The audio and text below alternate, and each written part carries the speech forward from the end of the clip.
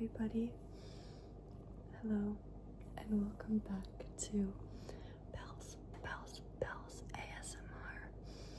1 second, I'm gonna actually close the air conditioning here. And welcome back to my channel. I hope you're relaxed, and here to relax, and if not, just here for the entertainment. I filmed a video much earlier in the sun, and it was great, but there was so much noise, and so I can post it, but guys, it's a train wreck, and I figured out that it was also better to do soft spoken. So for today, I have to find the balance between normal speaking and soft spoken, but I thought soft spoken was really nice when I started reading, because I just started reading for a little bit, so I thought I would do a little bit of reading. This is Paul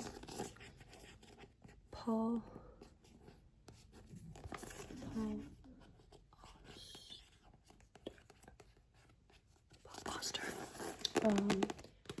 who's one of my favorite authors. And so it's a different kind of book. It's not like TikTok book or anything. Which, don't get me wrong, I love those, you know. They're also really good vacation books.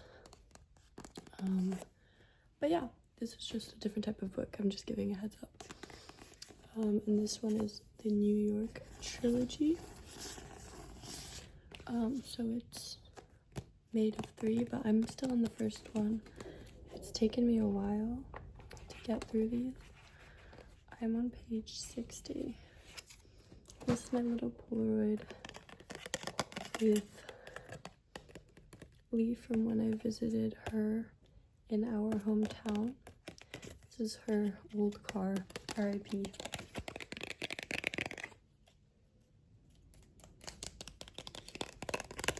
Yeah, so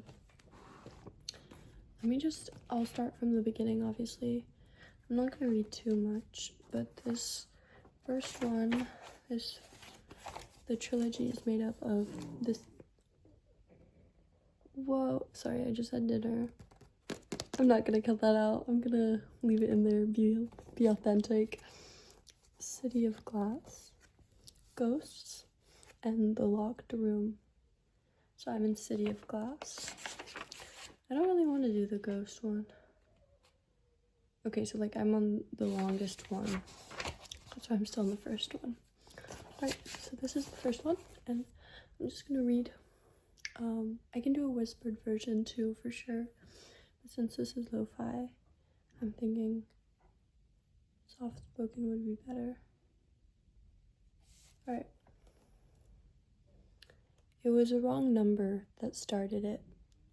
The telephone ringing 3 times in the dead of night, and the voice on the other end asking for someone he was not. Much later, when he was able to think about the things that happened to him, he would conclude that nothing was real except chance. But that was much later. In the beginning, there was simply the event and its consequences. Whether it might have turned out differently, or whether it was all predetermined with the first word that came from the stranger's mouth, is not the question. The question is the story itself, and whether or not it means something is not for the story to tell. As for Quinn, there is little that need detain us. Who he was, where he came from, and what he did are of no great importance. We know, for example, that he was 35 years old. We know that he had once been married, had once been a father, and that both his wife and son were now dead. We also know that he wrote books. To be precise, we know that he wrote mystery novels.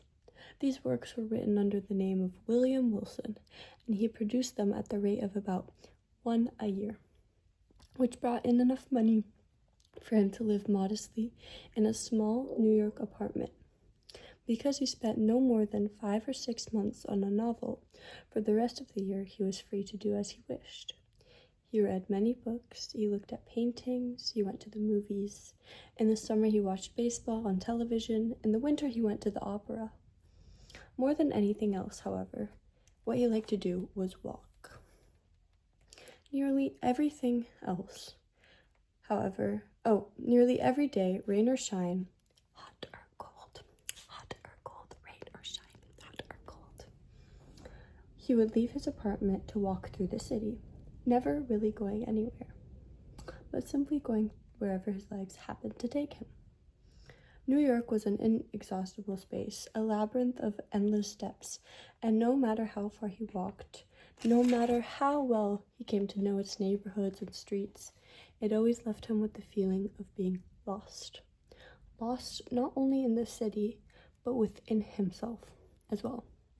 Each time he took a walk, he felt as though he were leaving himself behind, and by giving himself up to the movement of the streets, by reducing himself to a seeing eye, he was able to escape the obligation to think, and this, more than anything else, brought him a measure of peace, a solitary emptiness within. The world was outside of him, around him, before him, and the speed with which it kept changing made it impossible for him to dwell on any one thing for very long. Motion was of the essence, the act of putting one foot in front of the other and allowing himself to follow the drift of his own body. By wandering aimlessly, all places became equal, and it no longer mattered where he was. On his best walks, he was able to feel that he was nowhere, and this finally was all he ever asked of things, to be nowhere. New York was the nowhere he had built around himself, and he realized that he had no intention of ever leaving it again. In the past, Quinn had been more ambitious. As a young man, he had... Okay, we're moving outside. There was a little change. Deal with it. Okay. So, where were we? We were on page 4. Ooh, quite the advancement. Alright, I think as a young man, he had published several books of poetry, had written plays, critical. I hope this is soft-spoken and not just me talking, but either way, hopefully it's relaxing. And there will be wind. It's part of the vibe now. I won't read for much longer, but let me know if you want more videos of me reading or continuing. Alright. Okay, sorry. As a young man, he had published several books of poetry, had written plays, critical essays, and had worked on a number of long translations. But quite abruptly... You want me to take it off? Okay. There will always be some interruptions. It's inevitable. My brother needed help taking his necklace off. Okay. It's the same sentence. That's how it always is when I'm reading, and like the same sentence is stuck in my brain. Okay. As a young man, he had published several books of poetry, had written plays, critical essays, and had worked on a number of long translations. But quite abruptly, he had given up all that. A part of him had died, he told his friends, and he did not want it coming back to haunt him. It was then that he had taken on the name of William Wilson. Quinn was no longer that part of him that could write books, and although in many ways Quinn continued to exist, he no longer existed for anyone but himself. He had continued to write because it was the only thing he felt he could do. Mystery novels seemed a reasonable solution. He had little trouble inventing the intricate stories they required, and he wrote well, often in spite of himself, as if without having to make an effort, because he did not consider himself to be the author of what he wrote. He did not feel responsible for it, and therefore was not compelled to defend it in his heart. William Wilson, after all, was an invention, and even though he had been born within Quinn himself, he now led an independent life. Quinn treated him with deference, at times even admiration, but he never went so far as to believe that he and William Wilson were the same man. It was for this reason that he did not emerge from behind the mask of his pseudonym. I think that's one word. Every time, when I read this, I was like, I know what it means. It's like the, cover name, but I don't really know how to pronounce that. Should we spell it? Should we do a little ASMR? P? I think pseudonym. P-S-E-U-D-O-N-Y-M.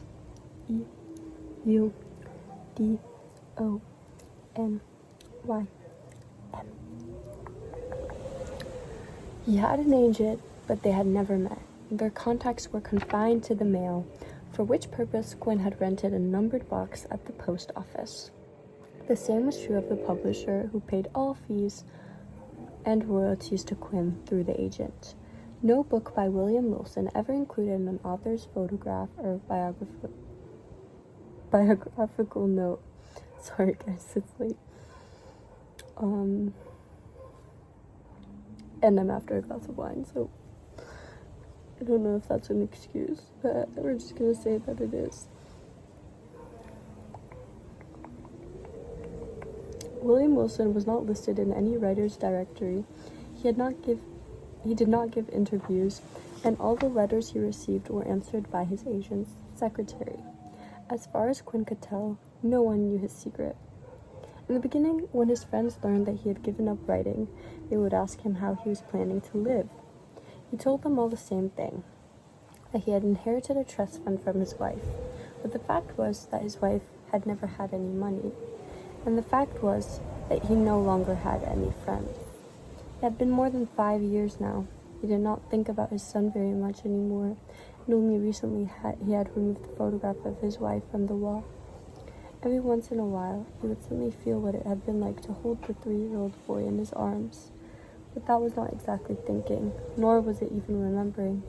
It was a physical sensation, an imprint of the past that had been left in his body, and he had no control over it. These moments came less often now, and for the most part, it seemed as though things had begun to change for him. He no longer wished to be dead. At the same time, it cannot be said that he was glad to be alive, but at least he did not resent it.